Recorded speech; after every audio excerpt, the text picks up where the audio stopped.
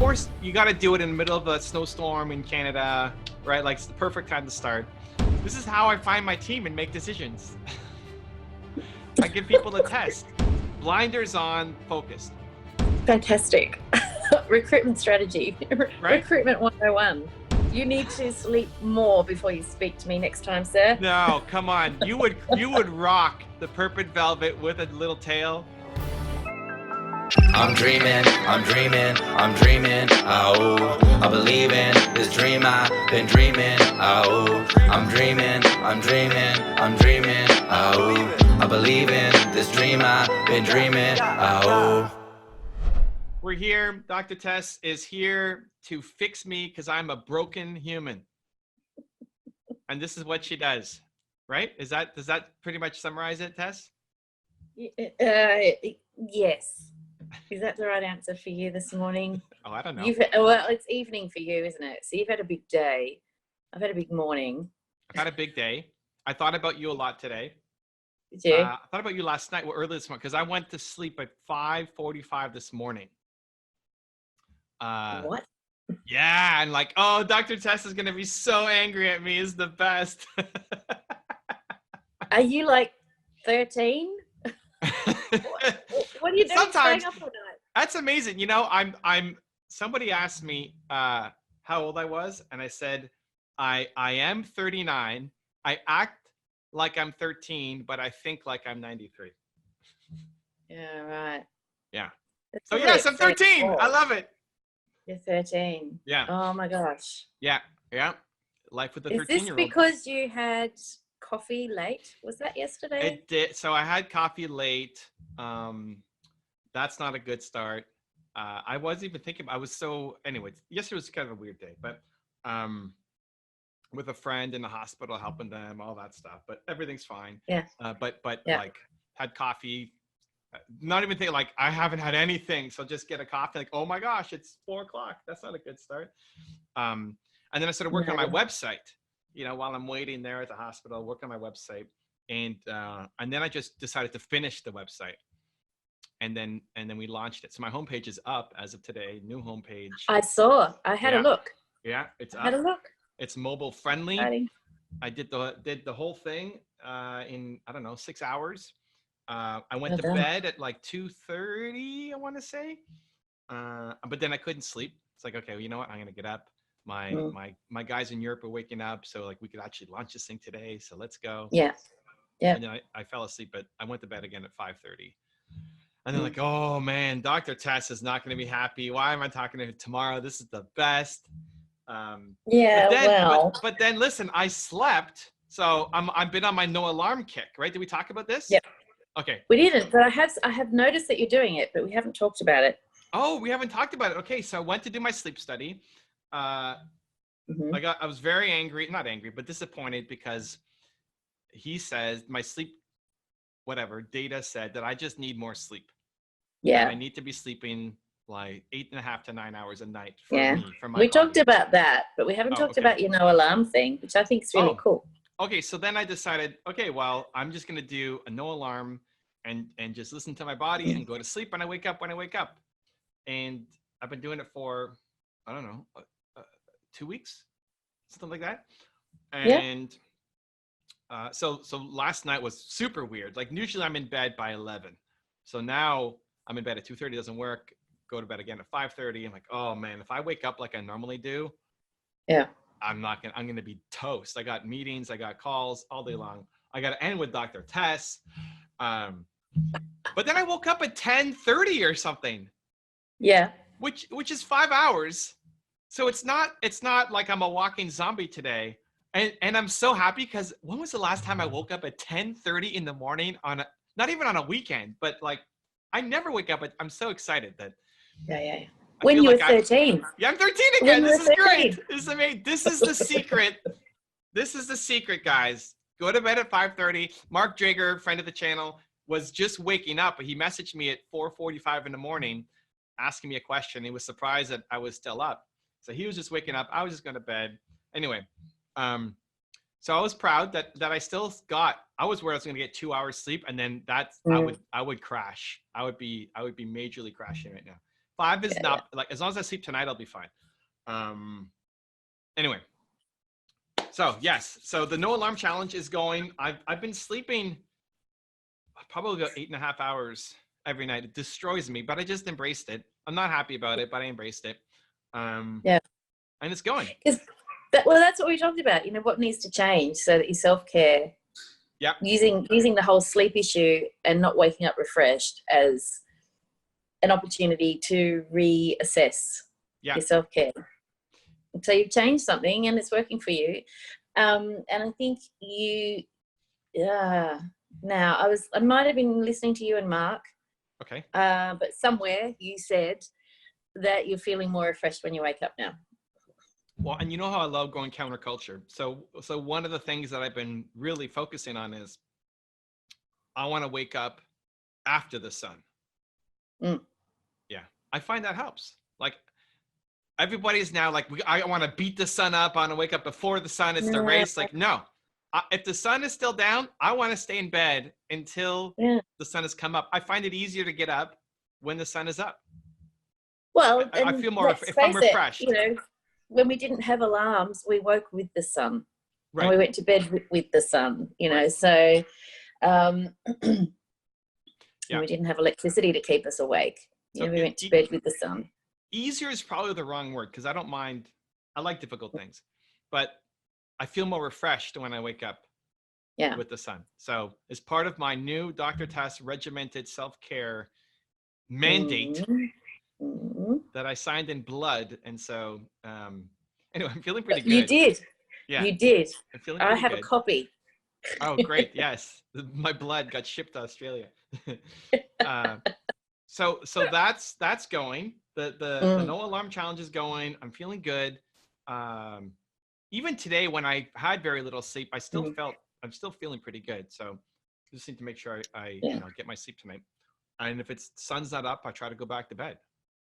Yeah. So, yeah. So do you schedule like your morning stuff? What time do you start having obligations? Because I'm guessing for me, I start, because I'm such an internationalist, I start my morning obligations at stupid o'clock, like 7 a.m. Right? Stupid o'clock. It's the best. But as we discovered this morning, that doesn't always work out for me. But so what time do you start? Because I would find it stressful. I need an alarm as a backup for myself so that I know that I'm awake for my obligations that are quite early. But on a weekend, usually on a weekend, I let myself sleep and wake with the sun. So do you start your morning obligations at what sort of time? You know, your commitments to other people, I mean.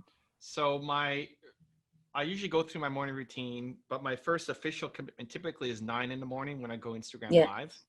But I didn't do it today. I posted last night at 2:30 in the morning, or maybe it was 5:30. Like, I'm not going to be online, guys, tomorrow at 9. And then usually the mornings are to myself to do my routine, right? My 5 S's as I go through. What are your 5 S's? Oh, so sing. First thing I do is sing. So put on music. First thing, because music changes your state. Then sun. So I go outside. I just like to get some fresh air. Oh, and I made a change around that today. That's insane. We'll talk about it. Anyway, sun. And then soar. So that's when I go live on Instagram to whatever makes me soar, which for me is helping and contributing to entrepreneurs. So not just reading comments and doing work, but like actually helping somebody. And then sweat, so some kind of workout, and then scare, which is usually cold shower. So I go through those 5 S's in some format pretty much every day. On a day like today, no, but you know, I'm pumped with what I did last night. So I was just looking at my calendar here, and my first call was 12:30. But so I'm eating into my own time. I'm eating into my morning routine. I'm eating into my like I look at my websites in the morning. But that's once I came. This is like what are the stages? Like when you have some prognosis, you like fight it, and then what are the stages? I'm in acceptance. I'm in the last phase. Stages according to who though? Oh, I don't know. What are the phases? There's like denial, then there's angry, and then what are the phases? You know what I'm talking about. I think you're trying to talk about stages of grief, which we don't really do anymore. No. Like if somebody gives you like you are gonna die, or you have cancer or something, or you have to lose your leg. Yeah. Stages of grief? Is that what it's called? Well, there's stages of all sorts of things, but the stages of grief is probably where that stuff comes from mostly, but we don't really talk. I see it. You know things what? anymore. This is garbage, stages of grief. So it's denial, Exactly anger, right. This is why we bargaining. don't talk about it anymore. No, but there should be I don't like that. The last one is acceptance. I think that's BS. The last one should be service. Like once you've accepted it, then you help others with the same thing. How is service not on here? Like when people, one of the 12 steps for AA is you have to help other, like that's what keeps people on the program is you help other people who have the same thing. So denial, anger, bargaining, depression, acceptance, and then service. Elizabeth Kubler-Ross and David Kessler. Yes. Anyway. Very famous people. Very famous writers. Service needs to be, it's the missing piece. It's the 6 stages. It's what actually helps. Okay, you let them know. You let them know. They just got notified. Tell them I sent you. Anyway, so I've accepted it. I've accepted that my morning routine won't be as rigid, won't be as structured. I don't usually book. So Nina woke me up one day because what did we have? When we were in Calgary, we had to get our flight or something. Yeah. So there's some mornings, I guess, where like something might happen that I have to be, wake up for. I think it was when anyway. And when you have jet lag sometimes and traveling, and today was an exception because I had a crazy sleep last night. But for the most part, my mornings, I've just had to adjust. I've accepted it. I'm in the 5th stage, and now I'm in the 6th stage of service because I'm telling people I want to wake up after the sun, not before. Yeah. I'm going to be on a sleep like push now. Sleep push. Sleep's amazing. Sleep's one of those things that when it goes wrong, it can go really wrong. Sorry about my camera wobbling. It can go really, really wrong.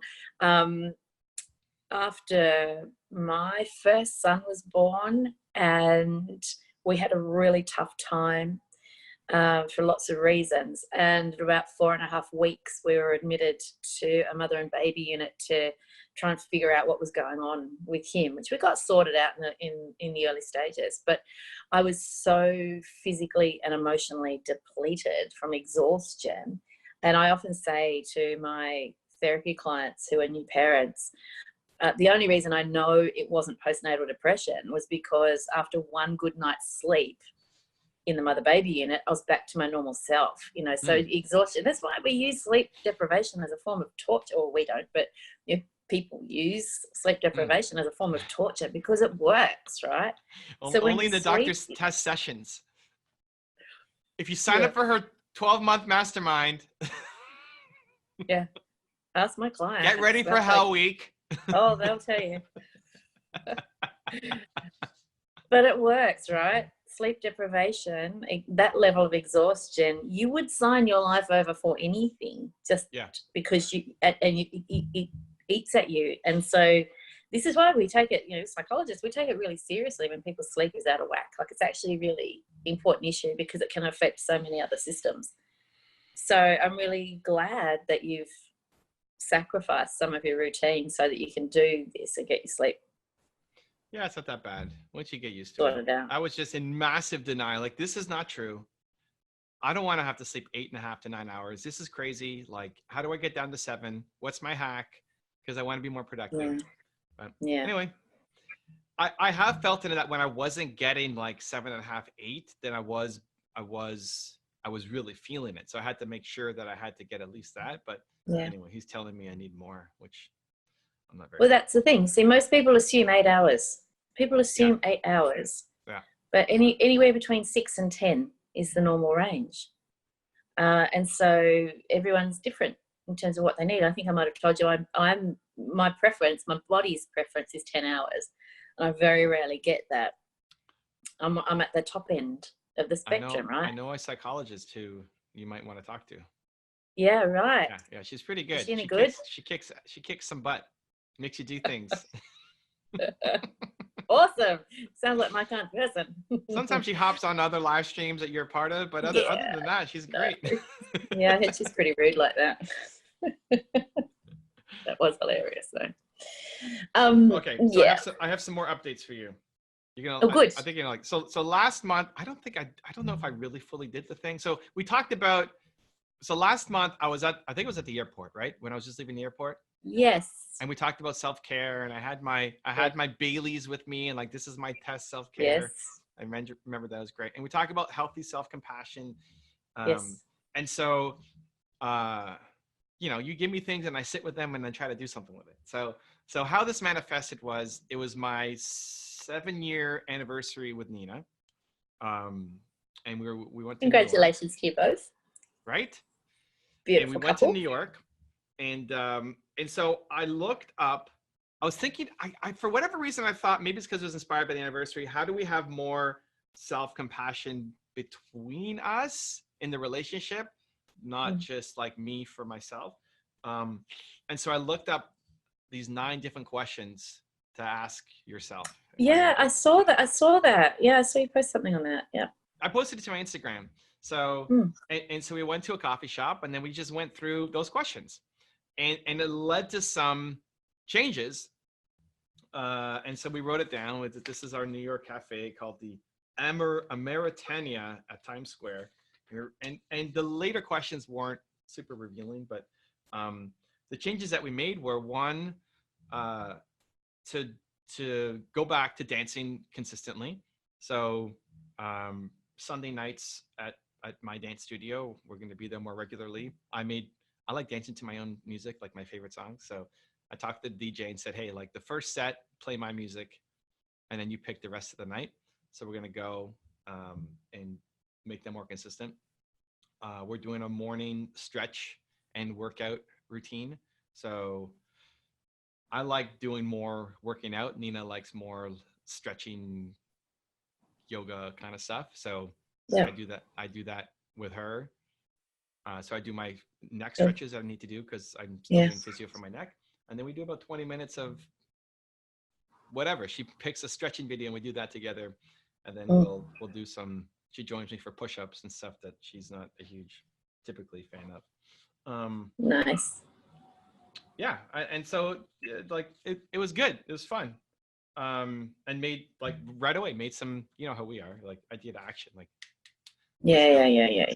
and then today, the thing that I'm hooked on now, walking meetings. Right. Yep. Yeah. Yep. I mean, I'm already a weird duck in that I'm on a trampoline and I'm standing up all day and bouncing, but I thought this morning, I want to do walking. Of course, you got to do it in the middle of a snowstorm in Canada, right? Like, it's the perfect time to start. And I woke up, launched my website, like, walking meetings. We need more of it.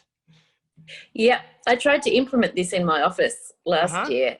Yeah, and it didn't really go anywhere. I interviewed Clay Cockrell. He's a therapist from New York. Ooh. And he got well known for doing walk and talk therapy. Okay. In Central Park, right? And for the same reason, busy entrepreneurs or whatever else, don't necessarily have the time to get to his office or they don't want to sit in another office for an hour because they sit in an office all day long. So he started this thing of walking therapy. And I think walking meetings, walking therapy, walking anything is a cool thing. I have my meetings walking. Most mornings I'm meeting with a group of people at 6 a.m. and I do that walking. And that's an online meeting, but I do that walking most mornings. Yeah. We could do our podcast walking. Well, I ran out of battery on my phone, but yeah, I mean, so Steve Jobs was famous for doing walking meetings. Maybe it's because I was working at 5 a.m. and like he's staring me down, and I don't know where it came from, but so my plan was Monday I meet with Monday's my mentoring day, so I'm meeting with Alex. He's going to come over, and we usually meet for 2 hours every Monday. So I'm going to say, okay, Monday we're going to do walking meeting.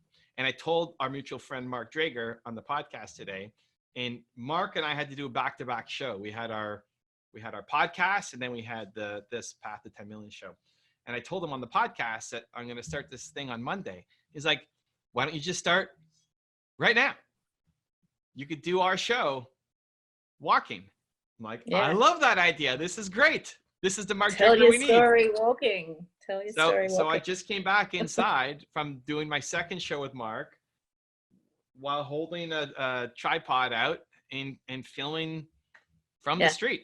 And then my phone battery died. It lasted just enough, but it died for this. But anyway, I am, and then I messaged my guy Alex. Said, Alex, get ready Monday. Bring your hat. Bring your warmest coat. We're walking for 2 hours while we meet. And so he's like, I'm nervous, but let's do it. Like, let's go. So yes, self-care, walking meetings. I'm a fan. I've done one, so we'll see how it goes. But see how it goes. Yeah. Yeah. See like, how it why goes. did it not work in your practice? What happened? Probably because I didn't push it. So I'll own that. I didn't push it. It was a great idea that we had that never got followed through hard enough. Because you didn't believe in it, or you just didn't care enough, or what? I want to learn, because yeah, I think it will probably work. You've got people leaving the office to come to your place to have these meetings, where I used to do that, and then that stopped, and my meetings were taking place in the office, and getting people to leave the office was the barrier. I think getting people to leave their workspace, which is silly, really. These are clients. No, these are staff. Staff. You couldn't get your own staff to, Yeah, they'll tell you I'm a pushover. I mean, I'll just push it through. Like, Alex, this is what we're doing. Yeah. Bring your hat. We're walking. No, I think for me, it wasn't a big enough priority. It just wasn't a big enough priority. It was an idea. It was a good idea or a nice idea, but I didn't push it at the time. But I did. I did contemplate it. There are some that I know won't work. Like when Jeremy comes over on Monday, Jeremy does the YouTube consulting on my team. And so we need to look at data and laptops and computers, and like, that's not super feasible walking with that. So we'll still have to do, but I'm thinking my IG lives every morning. Yep. Let's go. And then why not? As many meetings and podcasts and shows as possible. Yeah. Yep. I'm a fan. I love it. Yeah. Why not? I'll push it on people. Yeah. Just give me notice. So I've got my shoes on. Oh, well, you don't have to join me. Like when we're doing this, Mark was in his office, whatever, right? It doesn't matter. His home office. Okay. But I was, when I asked you why it didn't happen, because it's more staff, right? Yep. I'm just gonna tell Alex we're doing it, and then Yeah. Or we're not meeting. He doesn't have to show up, I guess. I'm sure Alex will love it. Let me ask you this. So I don't know, this might be a related tangent, or I'm just going off on some crazy one. That's okay. Tied into like working with me. So there are two kinds of projects that I work on. The ones that are ongoing, that are consistent, that we know have to get done, that are repeatable. We've been doing it, like making videos for my YouTube channel, making the top 10 video. We've been doing it for years. We know the structure. There's a process, right? It's not just a photocopy, but there's a process. We know how many we're going to do. We know roughly how long it takes. Everybody has their role, and they go off and do it. Yep. And that's probably most of the stuff that happens in my company for all the people, right? Like they're all doing their roles, and we're injecting some new things, but they know what their role is. And then I go crazy on different ideas, right? Evan decides that he's launching a new homepage. Yep. And then when I'm working on it, it's like the only thing that matters. This is going to be willed into existence. It's happening. And whatever, like, I'm always trying to pull resources to help. Like, if I thought you could help me, hey, Tess, are you up? Hey, Tess, can you help me with this thing? Because it has to happen right now. And if you can't, awesome. If you're there, great, right? But if you're not free, I'm going to find somebody else, or I'm going to figure it out myself, right? So I'm working on the graphic for the banner, and I don't know how to do it. So I messaged my designer. He's not up yet. So, okay, whatever. He's not up. I'm going to do it. And I messaged him Yep. 45 minutes later. Don't worry about it, man. I did it. Right. And part of why I stayed up till 5:45 was my web guy was coming online.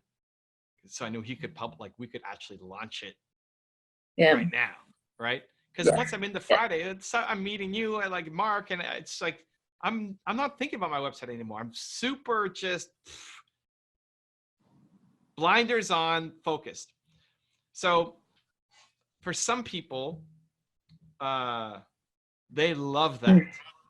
And they're always like rising to the occasion and can't wait for the next one.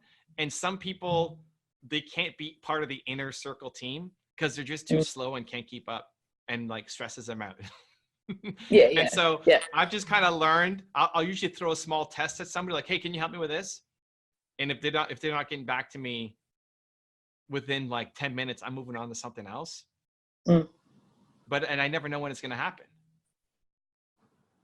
And so I don't know. I think it's just who I am, and just managing like who loves being a part of that process, and who, like, some people, when they get inside the inner circle and start working the one-on-one, they realize how demanding it can be in moments. And some people love that. And some people like have to go back to the regular day-to-day team because it's just too crazy. Too intense. Yeah.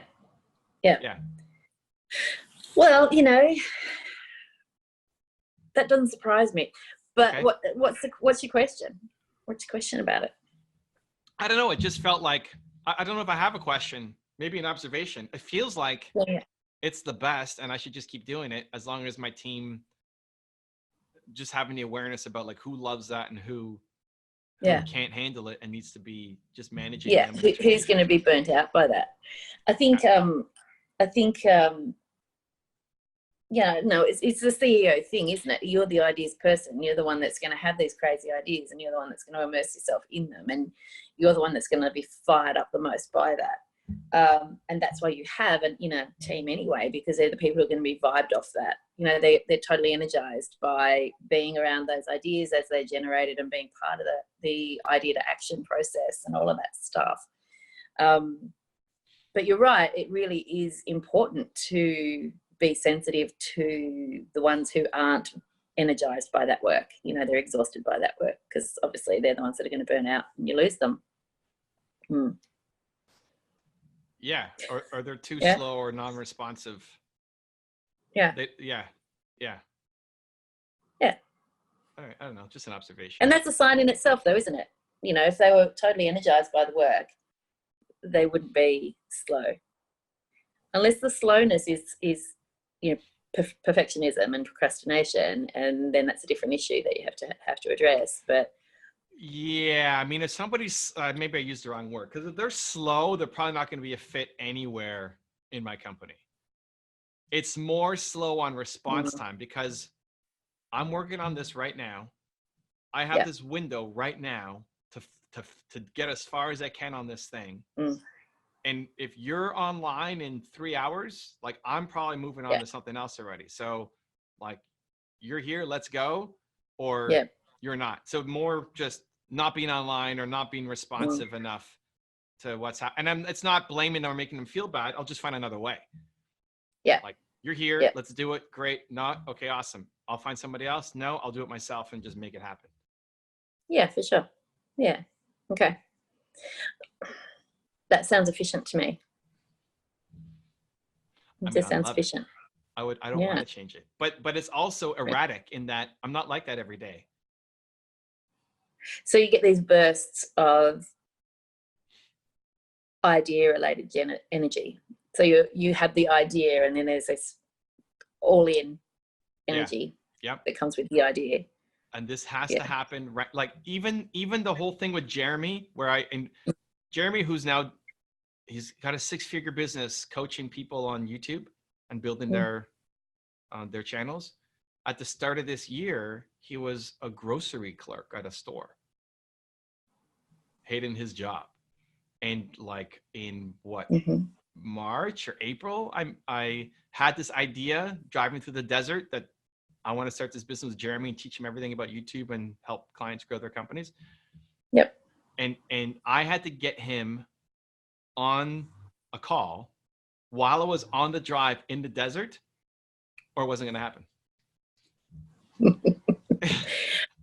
Like, that's how it was. We're driving through the desert. Then it became like the only thing that mattered. I'm driving. I messaged Nina. She's right next to me. Nina, we need to get a hold of Jeremy. And he said, yeah, I'm interested. Like, okay, we need to get him on a call, like within the next 20 minutes. He's like, well, he's messaged back. I'm at work. I'm going to finish soon. Like, dude, I need to talk to you. Like, if you want, we need to talk right now. While I'm in this energy, we need to figure this out. And if he didn't make it happen, and I get, like, he's busy at work, his dog died, like, I get it, awesome, right? But if it was an hour later or the next day, I don't even know what we talked about yesterday. What was the idea? Oh, your famous memory. Yeah. I'm out of that energy. I'm out of that zone. Yeah, for sure. And that's the creative process, isn't it? You know, that's the creative process. And I think that, you know, entrepreneurs have that strong, rock solid, creative streak that is very much about ideas and energy, and the capacity to put action to the idea and the energy, as opposed to, you know, the people who have the ideas, but then it fizzles because there's no energy follow through or no action follow through with those ideas. Same with the creative process for artists. You know, artists that's what we see artists do. That's the stereotype of the artist. You know, beautiful idea, energy comes from the idea, and they're right in there till 3 a.m, right. 6 a.m, until it's done, because it's all encompassing. Yeah, it's got to happen. You just got to push everything to make that thing happen. Yeah, that's it. I think. Because otherwise, what's the alternative? You have a great idea and you sit on it. Death. That took you back. That's how I see it, right? It's like, it's just death. The idea of waiting. Yeah. Until when? Yeah. I think this is where you say it destroys your soul. Yeah. It actually is death. Like, most people die with all of their ideas still inside them. It's death. Yeah. That's just so sad. That's a sad thought. That's a sad concept. Dying with all your ideas inside you, all that potential. That's it's heartbreaking, right? Yeah, that's heartbreaking. Yeah, totally heartbreaking. I think, you know, and I think that you've got young entrepreneurial, spirited, struggling with my words today, people surrounding you who have the capacity for that energy and can see the ideas. They can share your vision, and I think it's very hard for most people to find that kind of team, to surround themselves with that kind of team. It's you know, and that can be a stifling thing because you can't do all things yourself. This is why I like giving people small tests. Like, if Jeremy didn't get on a call in 20 minutes, I probably wouldn't have ever done that deal with him. Yeah. Mark pushed me to find a creative director. We've been talking about, like, I want a creative director for my company. And I haven't found the right person, somebody to really vibe with. And there's a guy who I met in Florida who I thought maybe is a potential fit. Did I tell you this story with the pants? I don't think so. This is it. So a guy in Florida who I thought might be a fit, super artistic, like. Yeah. And I said, hey, man, I got a challenge for you. Like, yeah, okay, what do you got? I love my hoodies. You know, they stand out. I love my shoes. They have these Japanese wrap shoes that really stand out. But my pants, I don't know, they're just okay. You think you can help me find some new pants? And he said, what? Like, yeah, maybe. I don't know. And he didn't, you know, he didn't. Like, okay, that's it. I'm done. This is how I find my team and make decisions. I give people a test.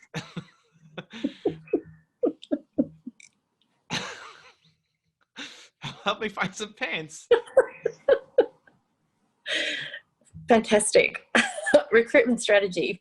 Right? Recruitment 101. I think that's actually genius. Because if you're going to love working with me, we're going to do that kind of stuff. I'm going to decide that we're only doing walking meetings.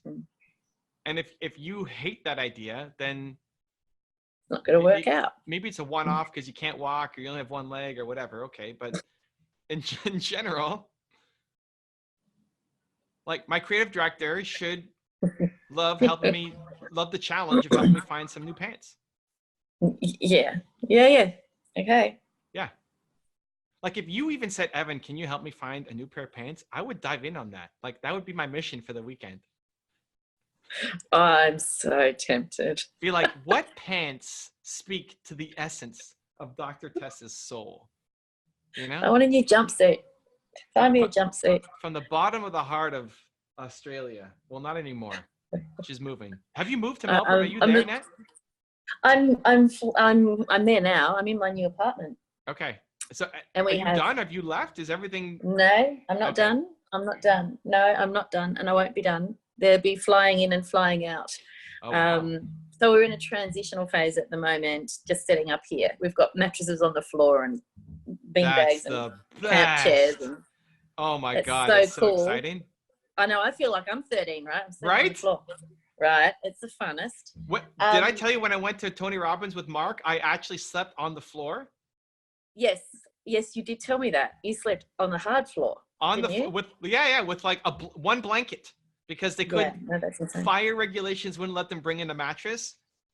Like this is amazing. I get to sleep on the floor. I'm so excited. So grown up.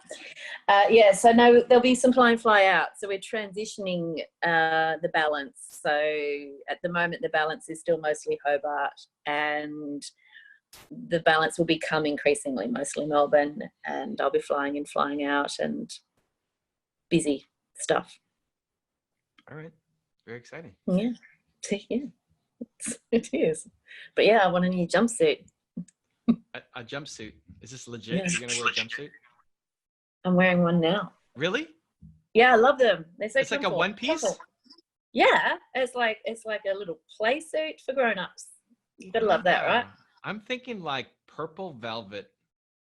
Oh man, find me a purple velvet jumpsuit, Right? and we'll be friends for life. Purple velvet. You can get it. You have to get it. Purple velvet, maybe even with a tail.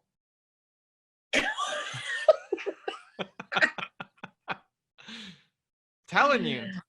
This That would conversation's crush. gotten ridiculous. You need to sleep more before you speak to me next time, sir. No, come on. You would rock the purple velvet with a little tail jumpsuit. I know I would, right? That's and what I'm I'd saying. need the little horns to match. I'd need little horns to match, and then it would be party time. That would be perfect. I think you need it.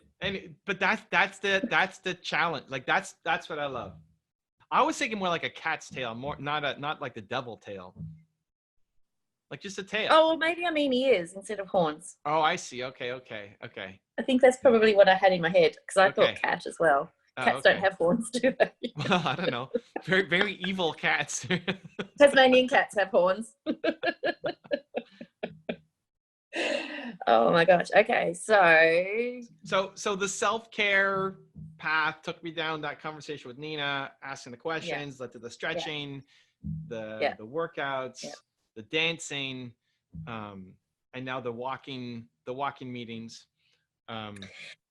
it's interesting, isn't it? When we start looking at self-care and self-compassion honestly with ourselves, what changes is the quality of life quotient. You know, like you start bringing in the quality of life things. People assume when we talk self-care, we're talking about bubble baths and chocolate and that sort of stuff.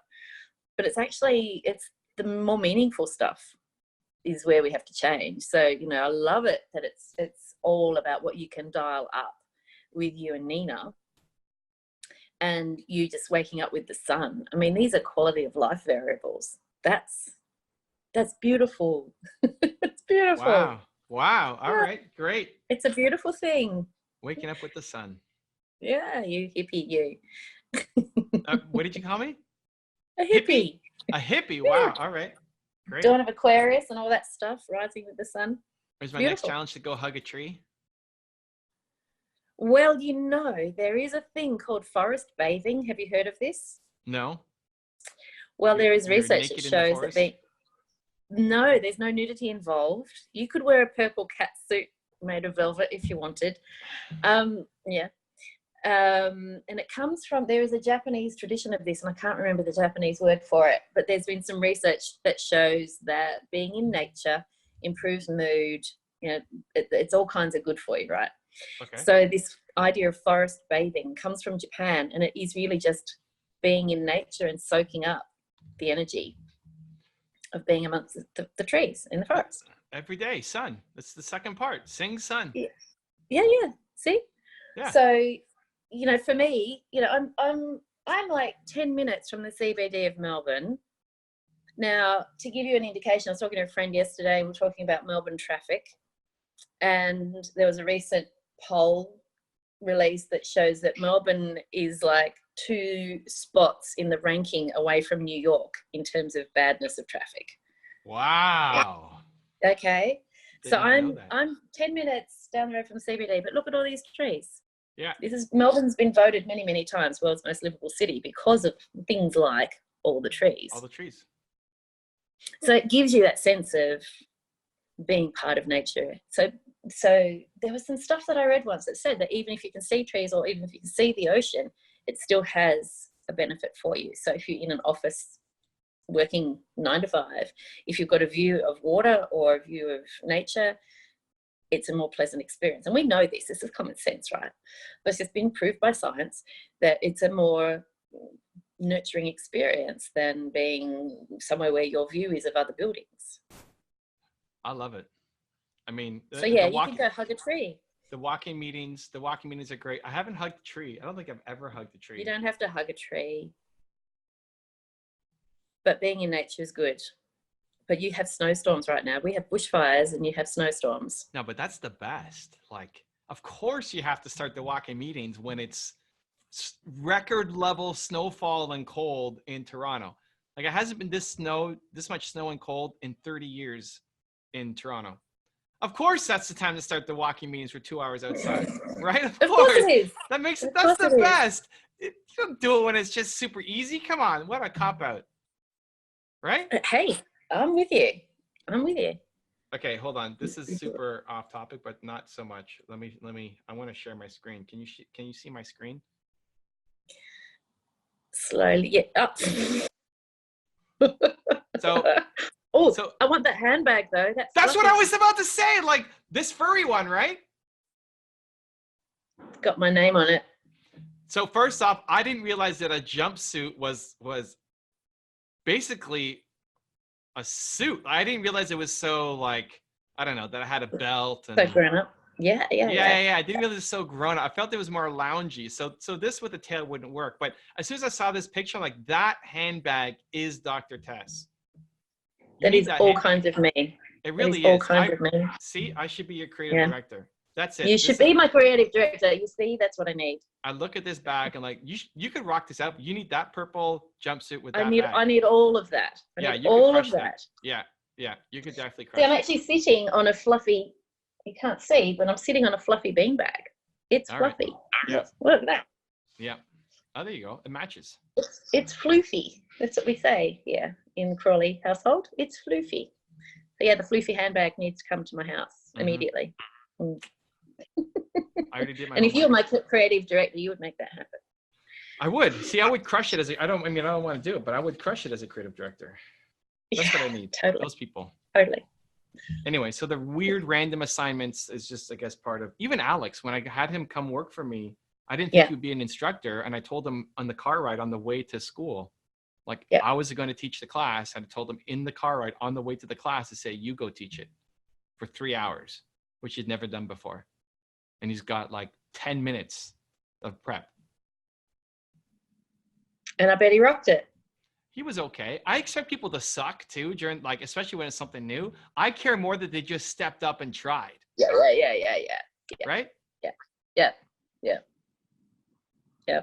Yeah.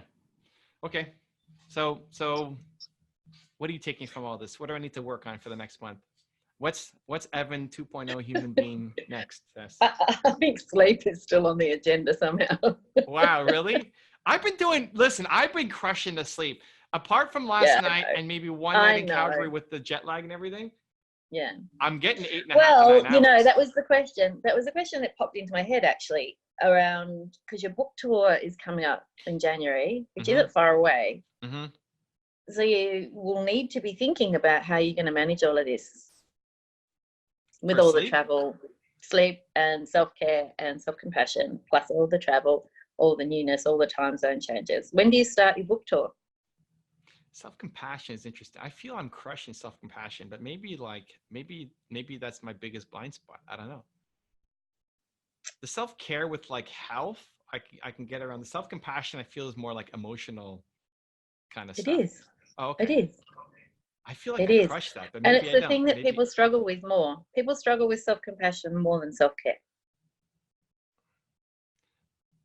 I'm either like, it's either the whole thing or it's almost nothing. Like it could be so big that I'm not even seeing it and I'm just blind to it. Because I Yeah. feel like I crush self-compassion. Like I just expected not to be able to wake up today. I'm pumped that I woke up at 10:30. Yeah, I just don't know that crushing self-compassion is kind of the approach that you should be taking.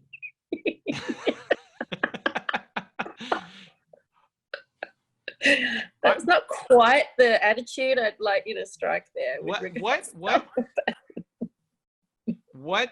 an extra, like, where, so the self-care made sense for me for the other stuff. Yeah. And if you said like more so, even the tour, the lens of for the tour, how am I gonna, I mean, this year we have a driver, so that's gonna help. I'm not driving on the tour, so somebody's driving, doing the whole driving. I'm gonna be a passenger, so that eases some. We worked out a bunch of the kinks last year with this tour with Nina and my assistant Sandra organizing everything. We're not going as far either. We're only going, like, San Diego to Toronto is super far. We're sticking them down the East Coast. Yeah, that's so a really long way. the time zone change won't be as much. The travel distance won't be as much. So, but still, self-care to me would be like, how do I stick on my workout routine? How do I stick on my diet? How do I get enough sleep? How do I make sure that I'm rested and prepared for the event, so that I can crush it? The self-compassion. Yeah, and we've also talked before about boundaries, and I think this is where the self-compassion part is probably going to. Okay. Oh, you've got all your ears on now, I can see. Yeah, I'm very excited about this. I know, right? So this is where the self-compassion part is possibly going to trip you over, because you're so dedicated to answering all the questions in the room at the time, because the energy's there and all that stuff. And yet you need, and I know that we've talked about this before, you've asked Nina to help you wrap things up at a reasonable hour so that you can get decent sleep. So that having that boundary in place and sticking to that, and then being compassionate with yourself when you stick to the boundary, because I suspect you don't let yourself off lightly when you pull the pin on an evening, because there's always more conversations that can be had, or when you finish something before you would perhaps ideally like to finish something, because it's in your best interest to do so, as opposed to the evening has come to a natural end. Oh, it stumped you. I'm just trying to not knee-jerk reaction it. I know. I think I get out of it pretty quickly. Even the whole sleep thing, it's like, okay, this is what it is. I'm gonna crush it, and then now I'm gonna add the sixth one, which is serve, and go help other people. Yeah.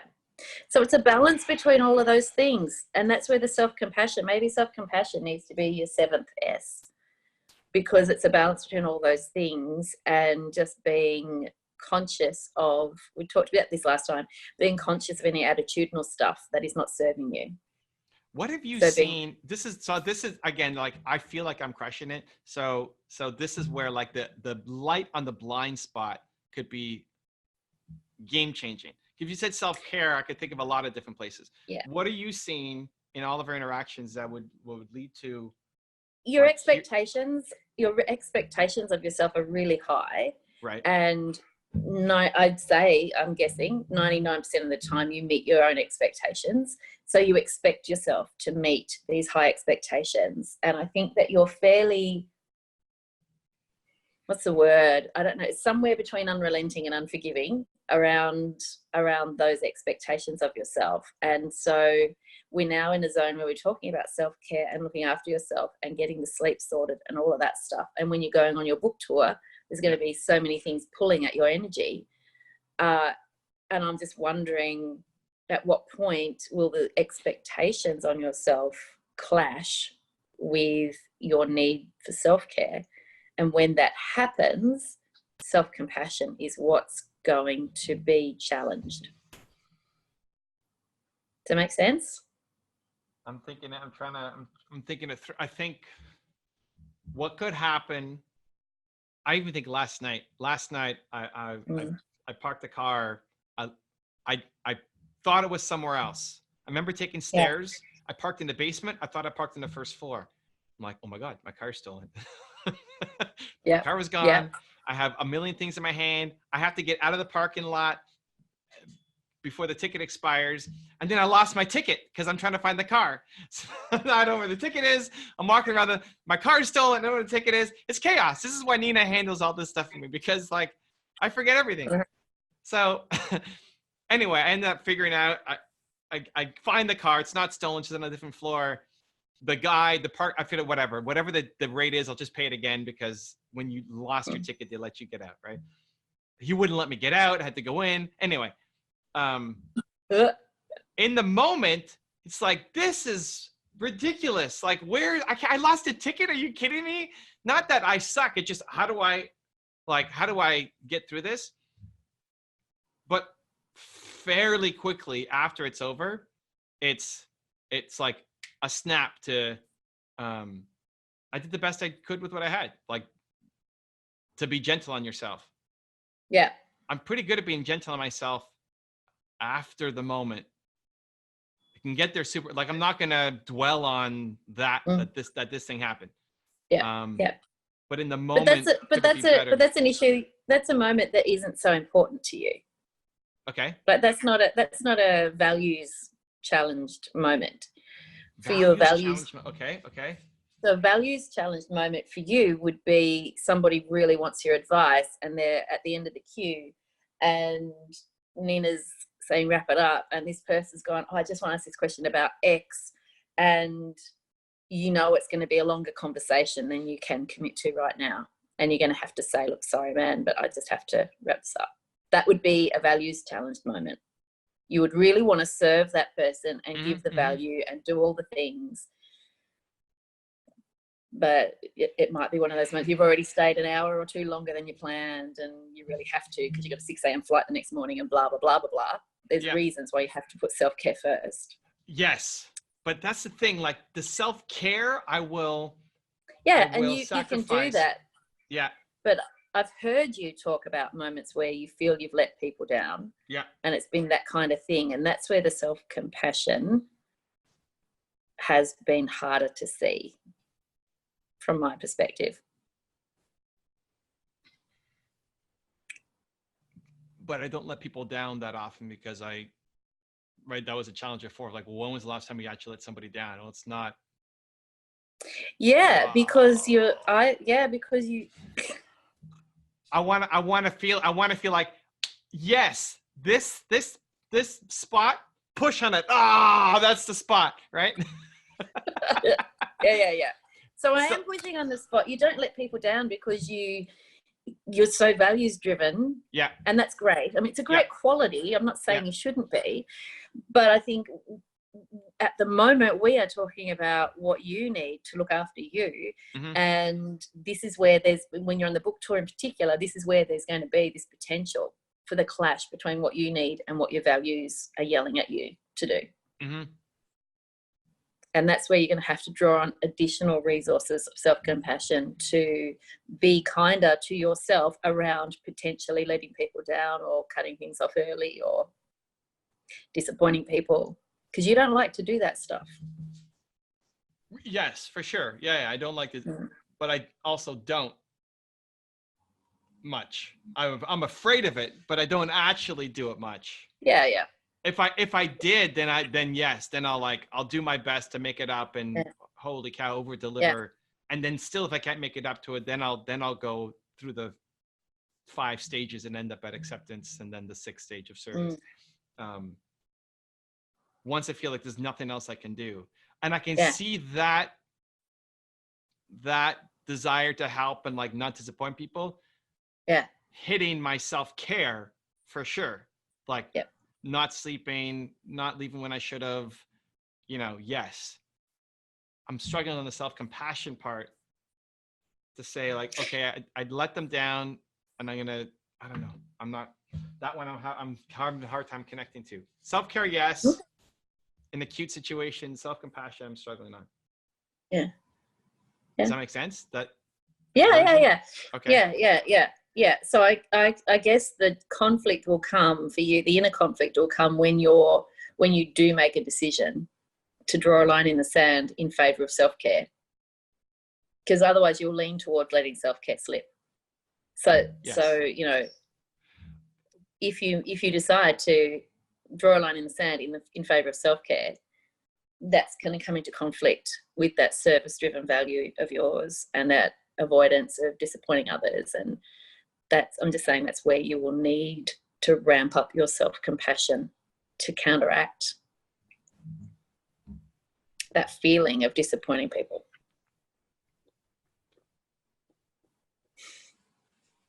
Yeah. I think I'm super pumped to be full of BS and like you throw the water on my face. I feel the challenge is in the making the decision. I feel like once I've made the decision in favor of self-care, then I will have the self-compassion. So like this is the decision. This is what we're doing. Sorry guys, I really need to go. I love you. Appreciate you. Email me. We'll book a time, whatever. Or I can't help you with this, but I'm cheering for you. You know, it's in the indecision that causes the stress of I should go, but I'm still here, or I'm letting him down, but I can still do more, but I haven't decided. After the decision's made, then it's like a super quick shift to acceptance, which is self-compassion. Does that make sense? Yeah, that's good. That's good. So I guess, you know, I'm interested to see for you whether there's a challenge, you know, in how long it takes you to make those decisions in those moments, and whether that's something that you can just be thinking about. I don't see a problem. I'm flagging things to be thought about. That's all. All right. That's needed. I mean, I think I crushed self-compassion. No, that's good. And that is good. That is really good, because I want you to be all over that stuff. These are conversations we need to have. But, you know, if you think you're all over that stuff, then that's awesome. This is like, when do you feel not good enough? When do you feel like a failure as a person? I don't internalize a lot of that stuff. Maybe I'm not doing big enough things. I don't know. No, you don't need to wish to internalize those things. I think that I will just default to skill set. Like, I just wasn't good enough. I don't have the skill set. I don't know how to do this yet. But right, it's a skill set thing. It's not I suck. Yeah. Okay. As a human. Yeah.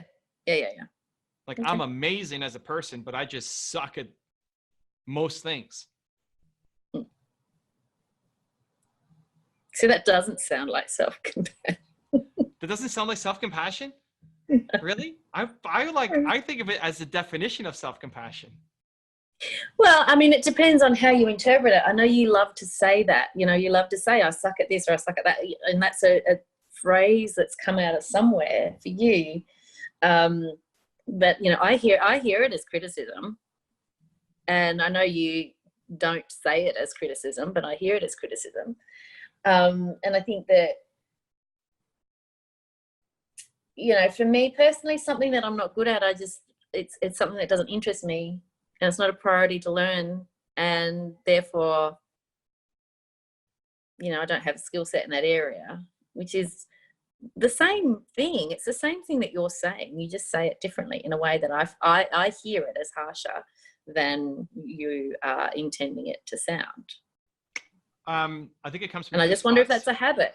I mean, it's a habit. Yeah. Well, it's one for myself. I think everything critical, like I think I'm my biggest critic. You're your biggest critic. Most people watching are the biggest critic. Yeah. But it's based in a foundation of love, where for most people they're the biggest critic, but they're not their biggest fan. Yeah. So no matter how much love you pour on me, like I love myself more. It's based off of love. And so the more love, I see it as like yin yang, right? Like the blue, the black and the white. The more love you have, the harder you can even go on yourself. I think most people should be harder on themselves, but they can't handle it because they have no self-love. And so they can't, like any little bit extra harder, they're going to walk off the cliff. But if you love yourself more, you can handle then even more criticism. So I feel like I'm crushing that or great at that. But the other reason is it's inflammatory, which causes conversation, which when you go hard on something, I'm taking people, so I'm just so used to it because it's part of what I do. Like I want people to take a giant step, which gives them permission to take a tiny step. Yeah. So it's like, well, they can say, well, you don't suck, but go off and do this. Right. So it creates momentum. Yeah. No, that makes sense. Okay. I can't think of the last time I felt I suck as a human. I think maybe backstage. Did we talk about this backstage at my speaking gig with Brendan Burchard? Yes, we did. Yeah, like that's the last like little micro moment, like 90 seconds. Yeah. Of feeling like, oh my God, like I forgot. But even still, it wasn't I suck. It's like I forgot my lines. How am I going to start? This is going to suck, but not that I suck. Yeah. Okay. There you go. I don't know. Meanwhile, I'm very interested. Am I full of BS? Does this make sense? Or am I like? It makes sense. It makes sense. It does make sense. But I don't want to be full of BS. Like if this is the thing, this could be the whole thing. Like it's the blind spots that we suck at. It's a blind spots that trip us over. And I guess, I mean, you're pushing forward now with the new book and the YouTube course and so many exciting things that are happening and the tour and all that sort of stuff. But meanwhile, also trying to look inwards at things that may or may not need to change for yourself. And so, you've got so much going on. And so I guess my point is to raise a little bit of a flag and just say, I'm not seeing it as a problem, but here's something to think about while you're on this journey. And here's something else to think about, and here's something else to think about, and here's something else to think about. Because I think all of these things, these conversations that we've been having, I know that you're working hard at changing the things you need to change so that you have better energy and you have better stamina and you look after yourself and all that stuff. Yeah. So what's my homework for the next month? Here's your prescription, Evan. Okay. I want you to let me know what time you go to bed tonight, because I think that's going to be interesting. Okay. But do you want a daily sleep log of my? No, I don't want a daily sleep log. I can do it. We are not. No, please don't. I'm 13. No. Yeah, exactly right. No, I think tonight we'll be curious. I'm interested to know what time you crash tonight. Is my point. Ooh, okay. I could probably go along. One night is not a big deal. 13. But I'm feeling. Yeah. I'll probably sleep. Yeah. Anyway, okay. So what time we go to bed tonight? Okay, and then? I'm just curious. No, and then I just want you to notice if there is that critical voice sometimes sneaking in. I know for me, it's when I'm tired. So at the moment, obviously, with what I'm doing with my life, I'm exhausted at the moment, and that's when my critical voice sneaks in. And I've gotten very good over the last little while of noticing it and recognizing it and saying, oh yeah, I'm tired. That's that tired voice giving me a hard time, and I don't absorb it. And I think you've got that same skill. I think that you've got that skill of noticing nonsense talk, giving yourself that hard time, noticing when that happens, and you've gotten very skilled at recognizing it and not letting it take hold. But I'm just curious to know if you notice any triggers that let the self-compassion slip. So that would be not so much looking for the triggers themselves, but noticing the opposite of self-compassion, noticing when you're really not being your own fan. So the critical, because I love a critical voice, but you're talking about a critical voice of me saying that I suck as a human, not I suck at a skill. Well, I'm talking more about attitudes about yourself that really are deflating and not going to energize you to move forward with where you're heading. And these are the the self-compassion that we talk about. It's about saying, okay, some days good enough is enough, and it's about saying some days I can't perform to the standard that I expect of myself, and that's okay. Mm-hmm. It's that's self-compassion, because you are every day pushing it to be the best that you can be, and some days sometimes the line is closer than other days. Some mm-hmm. days you can push it further and some days you can't. Yeah. I'm just curious to know, on the days where you can't push it as hard, how do you treat yourself? How do you talk to yourself? Okay, I have an answer, but I'll think on it. I won't need your You've always got an answer. That's the problem. You've always got an answer. It could be. I'm open to it, right? Okay, so I'm writing down, notice a critical voice, attitudes about myself that are deflating. That's what you want me to pay attention to. Just stuff that doesn't serve self-compassion. Just looking for it, that's all. Yeah. Just looking for it and noticing it, so that ahead of the book tour, you've got some extra skills up your sleeve to notice that stuff. If that conflict with your values and your need for self-care, if those things come into conflict, just the things that you'll need to be looking out for, because otherwise it will trigger decisions that aren't necessarily in your favor, one way or the other. All right. See how you go. Tess always gives me the hard work. It's always the hard work.